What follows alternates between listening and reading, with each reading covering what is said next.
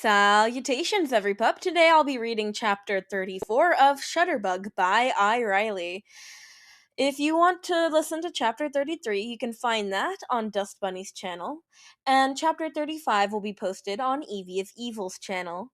I know I've been gone for a while, but I'll talk more about that later. For now, let's jump on into the podfic. Chapter 34. Chapter Notes. Sorry for the short chapter. It seems a bit random, and that's because it is. But I hope you enjoy! Stepping out of the plane gate, Peter looks for his connection. A tall woman in a pencil skirt and a red blouse stands with a white sign with Peter's name on it. Mr. Parker? Peter nods as he walks to the lady. My name is Opal Rosewood. I'll be your connection while you're here. We can't thank you enough for coming to help. It's all hands on deck for this, and we're down a photographer. Peter nods as he follows her to the car waiting for them. Peter listens to her talk about how much has gone into this project and how big name reporters from different states will all be there while they drive. Opal sitting across from Peter, the car being a shorter limo. And honestly, Peter still doesn't know what the project is. Opal sneezes, bringing him out of his thoughts. Bless you. She pulls out a tissue to wipe her nose before thanking him. Thank you. That normally only happens when I'm around cats. Peter gives a quiet laugh. Sorry about that. I have a cat at home. He must have gotten fur on me before I left. She nods when his bag starts to move. Peter carefully opens the bag to see big green eyes staring back at him. What the hell? She looks over his arms and gives a similar response. You didn't know he was in there? Peter shakes his head with a sigh as he watches his cat jump from his bag onto the seat next to him. Guess I'll have to go get a harness now. Opal nods to Peter and tells the driver to make a stop at the closest pet shop. With Jason. Glancing at his phone, Jason taps the screen to turn it on. No new notifications. Jason sighs but goes back to reading his book.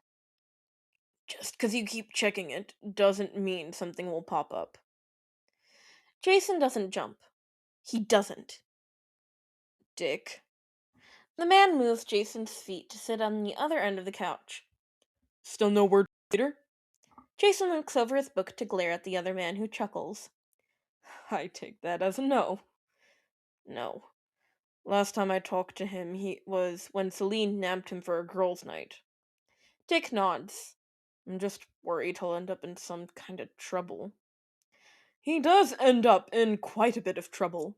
But if he is Spider-Man like we think, he'll be able to take care of himself. Jason sinks further into the couch. Maybe. But Duke said Spider-Man has been doing this for 5 years. If he is Peter, then that would mean he's been doing it since he's been 14. Dick nods along. We started earlier. Jason pushes him with a socked foot, causing him to laugh. You're unusually childish today. Not that I mind. Dick moves to lay onto Jason, much to his dismay. Ugh, get off! You're heavy. Jason whines, but laughs anyway. He is being childish, though. You're right, though. Peter can handle himself. Dick smirks. Of course I'm right. When am I not? Jason rolls to his side and lets Dick fall to the floor with an oof. So mean. With Peter. Walking into the warehouse with Cat Jason on his shoulders when he sees a large float. This is our main float. It's modeled after a Greek chariot. Wonder Woman will be on this one as well. Peter nods along. Sounds like it'll be a big event. Opal nods and continues to show Peter the other floats. And you'll be on the main float taking pictures of Wonder Woman and some pictures of her perspective. The parade will be live streamed as well. Sounds good, but are you sure I should be the one to take such an important job? I am from a different office. She shakes her head. Kid, we've seen your work. If anyone has a problem with you taking this role, they have to get their eyes checked. Peter gives a small smile. Thank you. He's saved from the embarrassment when the door opens. Oh, hello again, Peter. Peter looks over to see Wonder Woman walking towards him. Hello, Miss Wonder Woman. She shakes her head with a smile. Please, just call me Diana. Giving a small nod, Peter watches as Diana and Opal start to discuss the parade. Once everyone gets here, we'll be all set to start the parade. People have already gathered on the streets to see.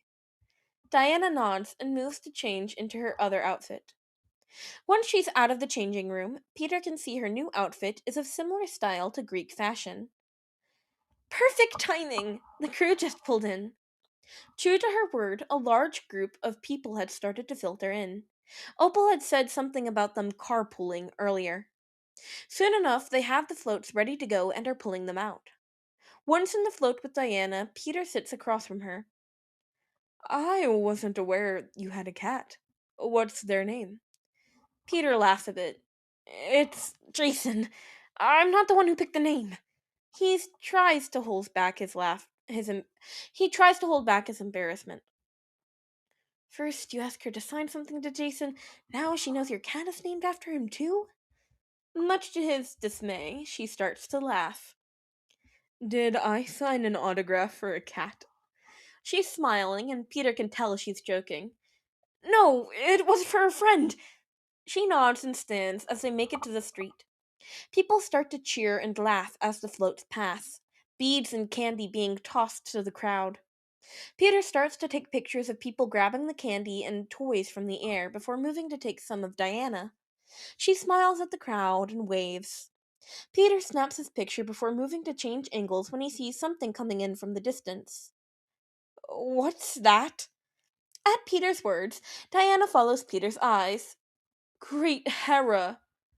Peter looks between Diana and the what Peter can now see is a cloud with a large man on top. As the man gets closer, Peter can see that the large man has long white hair along with a long beard. He's dressed in Greek clothing similarly to what Diana was wearing. Zeus, leave this place! Diana stands in front of Peter as if to shield him from the view. No, no, that's no way to talk to your father. Come, we have much to discuss. Without waiting for a response, the cloud he's been on starts to transform into a horse with wings. A Pegasus, Peter's mind supplies. Before Peter or Diana can do anything, the Pegasus was attached to the chariot float and was being lifted off the ground. Stop this! The large man laughs at Diana's words, but continues to pull them into the sky. Even with her power, she couldn't stand to a god. With Jason. Hearing the sound of a mug shatter on the floor, Jason looks down to see the remains of his mug, hot liquid dripping from his hand. What was that? Dick runs into the room before seeing the Jason standing in front of the TV. What happened? Jason points to the TV. On it shows Wonder Woman being pulled away by a man on a Pegasus, a man sitting behind her barely in view. Jason mumbles out something about the remote and Peter. What? Jason picks up the remote and rewinds the stream, showing Dick the close-up they had of Diana earlier. Peter was sitting behind her, taking pictures when everything happened. Then, that guy being carried away by Zeus? Dick looks at Jason with a hopeful look. That was Peter. Dun dun dun! Add another tick to the kidnapping counter! Oh my gosh. Peter, you just keep getting kidnapped. You cannot catch a break. Anyway, that was it for chapter 34. No endnotes. I hope you all enjoyed. I'm so sorry I've been gone. Okay, listen. I have no excuse other than blatant procrastination. I finished my continued education hours, like I said last time I did an episode for the Podfickers, and then I subsequently promised to resume my schedule and never did, and that is because procrastination, and it's difficult to just force myself to record. And it's not that I don't enjoy recording, it's that I just am not doing it. And if that makes sense. Anyway, I'm really gonna try and get back into it because recording is something that I genuinely enjoy, and I'm sorry to leave you guys waiting for so long on some of these fics.